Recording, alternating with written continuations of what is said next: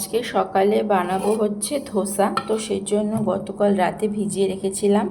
এখানে ডাল আছে আর চাল আছে, দুটো ভিজিয়ে রেখেছি। এবার এটাকে পেস্ট করতে হবে। দেখো আমি পেস্ট করে নিয়েছি ডাল আর চাল।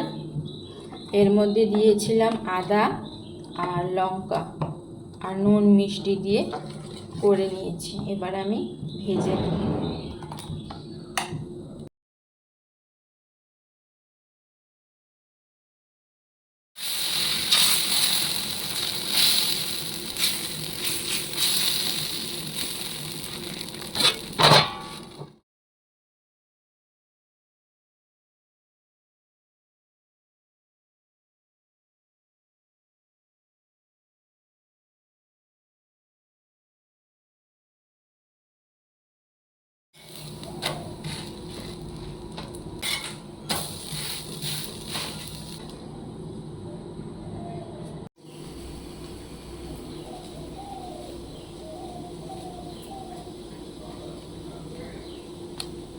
আর এটার মধ্যে যেহেতু ডাল রয়েছে, ডালের পুরো পুষ্টিটাই পাওয়া যায় এবং খুব হেলদি একটা ব্রেকফাস্ট।